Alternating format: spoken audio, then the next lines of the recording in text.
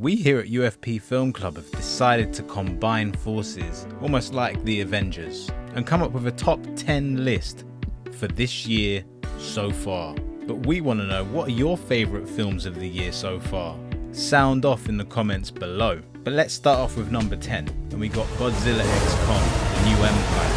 And in this film, Kong and Godzilla must unite once again to stop the tyrannical Star King and the frost-breathing Shimo from invading the Earth's surface. The film continues the epic Monsterverse saga with thrilling battles and new challenges. And from Letterboxd, we got a nice review here saying, "There is literally nothing redeemable about this movie. At least the first one had cool monkey fight with big lizard.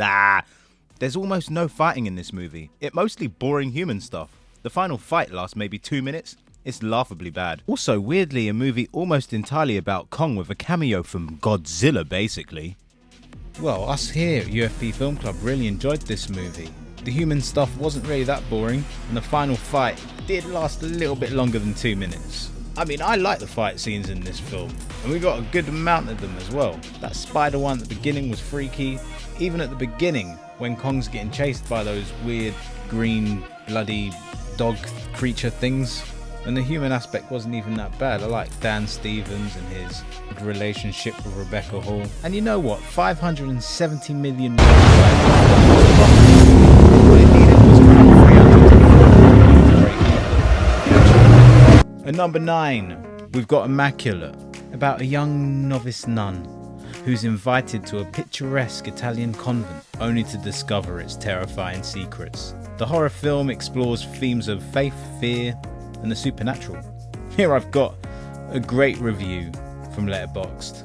"From the trailer, I thought this was going to give me nightmares for the rest of my life. Instead, I fell asleep partway through. A couple of mild jump scares, but the underlying fear just wasn't there because it was so goddamn cheesy." I'm not gonna lie, the film had cheese elements in it. You think about some of the foreshadowing, really. And there is a period of the film where there are jump scares, and they are, I agree, cheesy, but they're interspersed with pretty good dialogue and really good acting from Sydney Sweeney. "Please help me. We have to leave." I guess this person didn't stay for the last 5 minutes of the movie, which were incredible and was a great payoff. And you know what? Immaculate made a profit, got to 28.4 million worldwide, and all it needed was 18 million, so 10 million above breaking even. That's good. Are you sure you want to do this?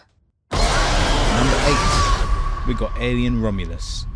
Set between the events of Alien and Aliens, the film follows young space colonists who encounter hostile creatures while scavenging a derelict space station. It combines horror and sci-fi elements in a thrilling narrative. Don't forget about the body horror as well. And I love to find reviews on Letterboxd.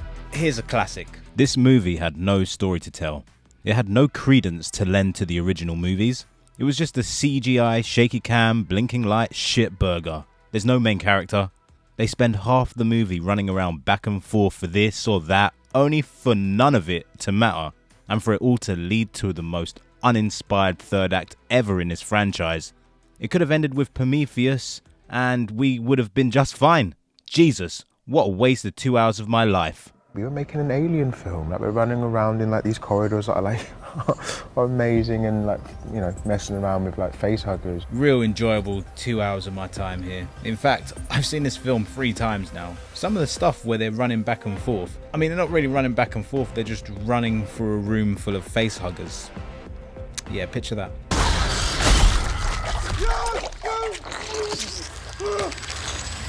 Run. And they do run from one side of the ship to the other, not really back and forth. And the third act was absolutely insane, but I really do appreciate your review. Alien Romulus made a significant profit, needing around 160 million to break even.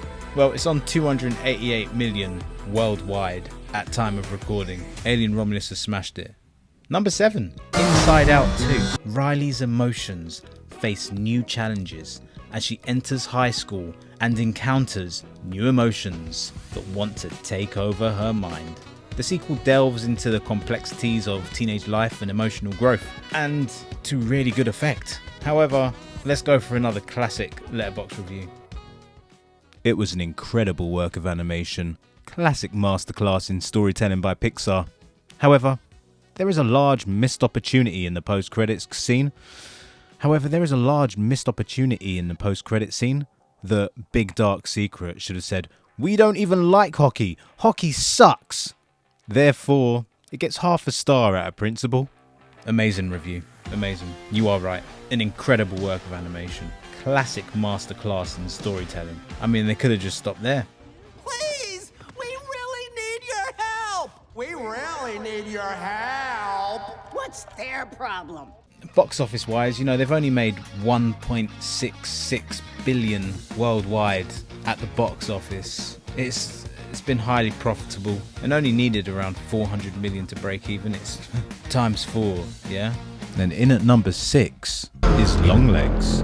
Set in the 1990s, the film follows FBI agent Lee Harker as she tracks down an occultist serial killer known as Longlegs, who is responsible for a series of gruesome murders. The killer leaves behind cryptic, satanic messages, and Harker must decipher these clues to stop the killing spree. Now, this film deserves its place in the top 10 for sure. What a story. What performance from Nick Cage, even though he's only in it for about 3 minutes. But Micah Monroe holds the film down. In fact, you can check out our Longlegs review on our YouTube channel. But I had to get a Letterboxd review in there. It had good production design. One can barely call this a movie because you need to have a good story, writing, acting and direction, and this features none of them. Hold on 1 second. The story was great. The writing was solid. The acting, top notch. And the directing, yeah, great composition from Osgood Perkins. Can't wait to see more from him. Even Alicia Witt as the mother, she was quite haunting. Do you still say your prayers? No, Mom. We recommend this one massively. And you know what? At the box office, it didn't do too bad. 103.5 million worldwide. It's become Neon's highest grossing film to date, and the highest grossing independent film of the year. But let us know what you thought of Longlegs. Do you agree with us? Or do you agree with Alex?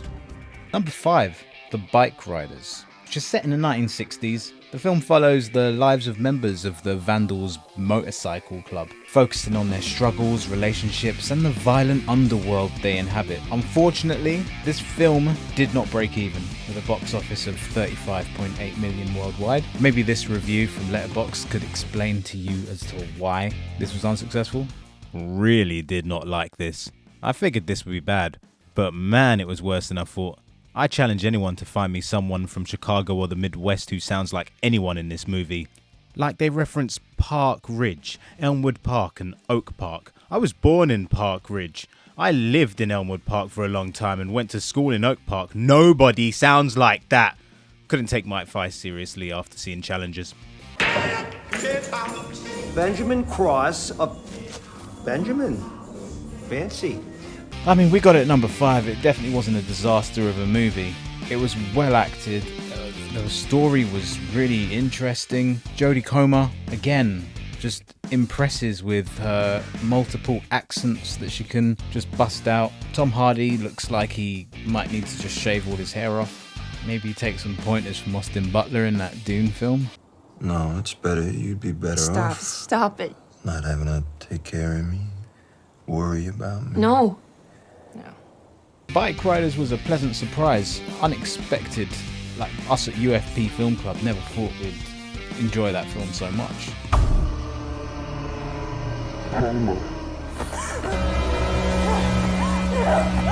Number 4, I Saw the TV Glow.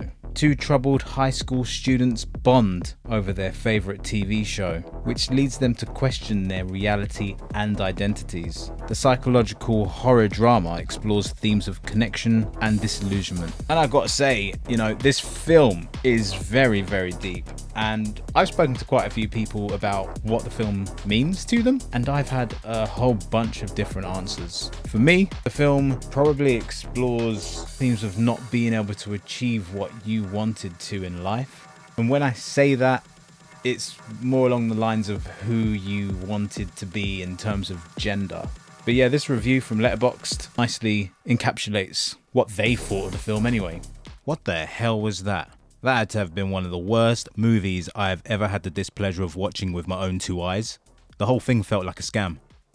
The trailer showed you something what looked like a cool synthwave-like horror movie with killer practical effects. It wasn't that at all. It was some poorly written teen drama that felt like it would have been better suited for community theatre. Has to be the worst thing A24 has put out that I have seen. I wish I could get a refund and my time back. The acting was absolutely terrible. The only good actors were the mum and the main character when he was a kid. I'm gonna go find a neuralizer and hopefully erase any memory I have of watching this disaster of a movie. There's some really good ideas thrown in this film. The Pink Opaque is this fictional TV program that they both like. But yeah, us at UFP Film Club got this at number 4. Give it a watch. Unfortunately, in terms of box office, it's highly unlikely that they actually made a profit. 5.2 million at the box office. Not too sure how much the budget was, but probably didn't make profit. Your superpowers? Your heart. At number 3, we got Kneecap, another favourite here.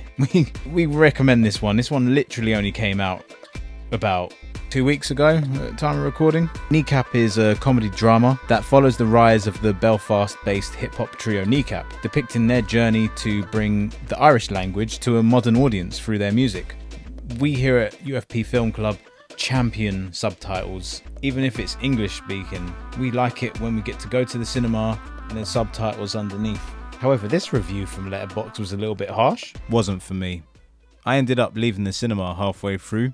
The subtitles were a little too quick to comfortably keep up with, and there was an over-romanticism of drugs and drug culture. However, I did love the style of this movie from the bits that I did see. No, we recommend this massively. It's nice to see Michael Fassbender in there as well doing his thing. Please make the effort to go watch Kneecap. Number 2, Deadpool vs. Wolverine. Deadpool teams up with a reluctant Wolverine to stop the Time Variance Authority from destroying his home universe. The film blends humour, action and the dynamic chemistry between the two iconic characters. And the review that I found on Letterboxd, just questions a couple of the ideas going on here. There are 2 kinds of scenes. 1. 2 or more characters in beige, dimly lit spaces spout lore and exposition at each other, after which Deadpool looks at the camera and quips, "That's a lot of fucking exposition." 2.